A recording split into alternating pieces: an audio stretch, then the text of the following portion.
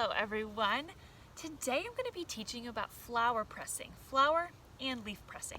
So there are two main ways you can do this, and I'm going to show you each and then kind of talk to you a little bit about the flowers that I'm going to be pressing, and then I'll show you what you can do with the flowers once you've got them pressed. So I have a flower press. This is a fancy, not that fancy, but it's an already pre-made flower press.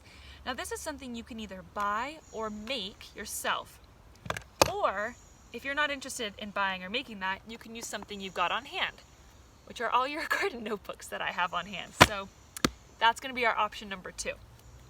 So a flower press, scoot these guys out of the way.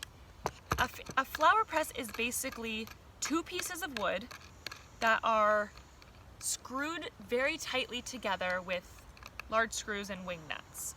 Now, that one's tough to get out because I did screw it on very tight. Now, on the inside, you're going to have layers of cardboard and paper.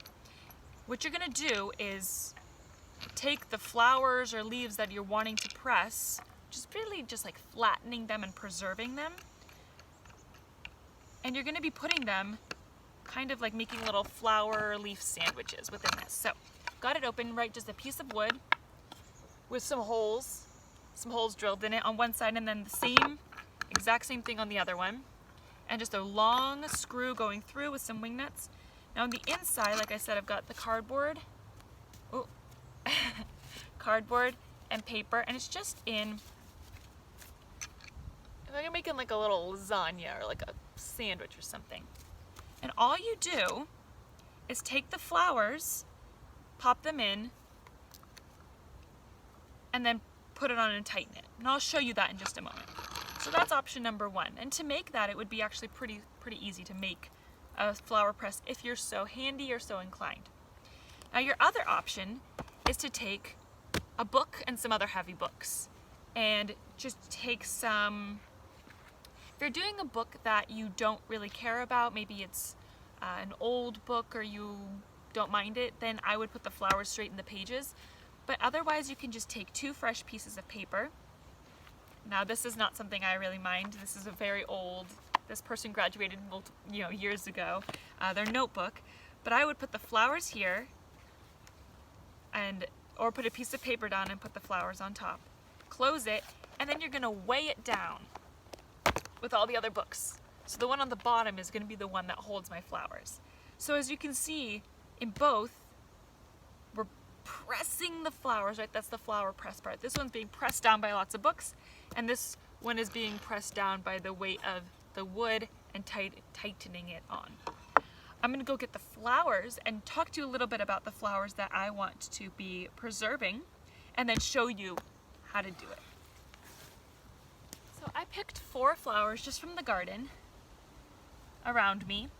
I got a sweet pea bush flower. Now I know it's called sweet pea bush, but those of you who have listened to the garden rules know that it's actually not edible. But it's a sweet little pink flower. And then I picked up a nasturtium.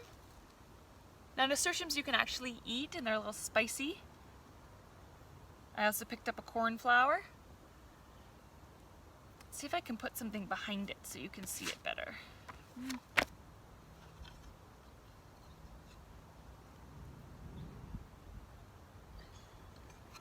And then I picked up a butterfly bush, a buddleia flower. This is our biggest one.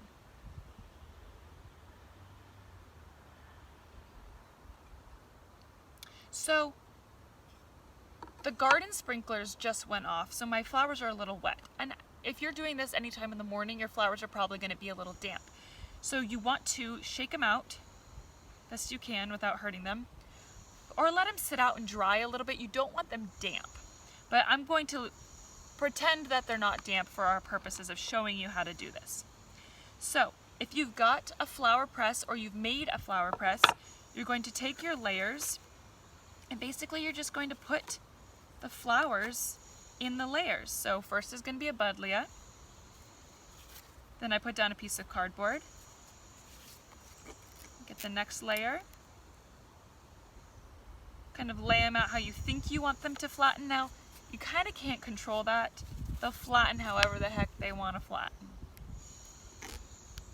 All right, put that one down, the nasturtium, then the cornflower, and then cut that off.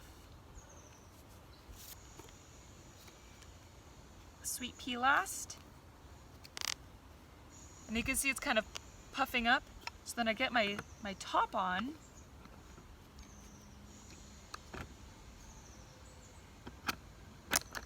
Cool. And then that's where you're gonna get, you get the little wing nuts, and you're gonna screw them on super, super tight as you can.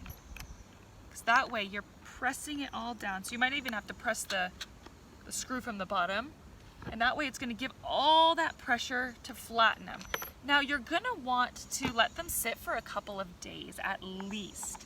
So I usually let them sit for 2 to 3 days. But I mean, after the first day, you can already see a significant flatness in the flowers. So I'll leave that one, I'll fix that later. If I had other flowers, again, like I said, I would open this up, do basically the same thing. Put the flowers in, you can even put them on different layers, fold it up, and put the other books on top, and that's gonna weigh it down. Now, if you're doing it with books, you're probably going to want to wait a little longer. So, whereas this one is designed for flower pressing purposes, it's not going to take as long to press the flowers, whereas the books are probably going to take a little bit longer. So maybe instead of waiting 2 or 3 days, you wait 4 or 5 days with the books. Now, one of the really cool things that you can do with pressed flowers is make art.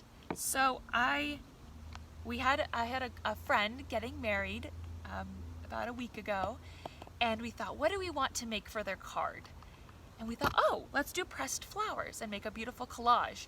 So while I don't have the card to show you, which is kind of my bad, I can show you the art when I finish with these. But we took the flowers, we pressed them a week before, and we let them all dry out.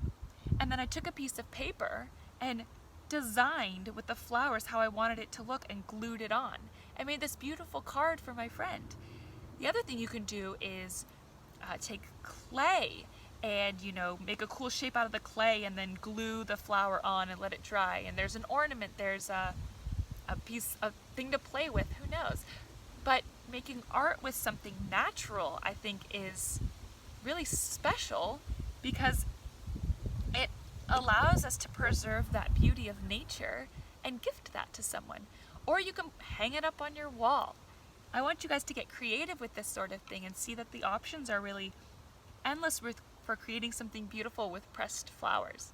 Another thing I love to do with pressed flowers, and this might be actually my favorite thing, is I have a little notebook. And in my notebook, I glue in the pressed flower, and then I write its name at the top. So I have one of yarrow as my first page, which is my very favorite plant. And at the top I write yarrow. And then I write all the things I learn about yarrow as I'm working with yarrow, because yarrow is an edible plant, as I ingest yarrow for medicine.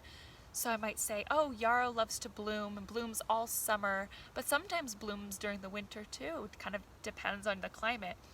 And yarrow comes in pink and white and yellow, and I write all the information down about yarrow.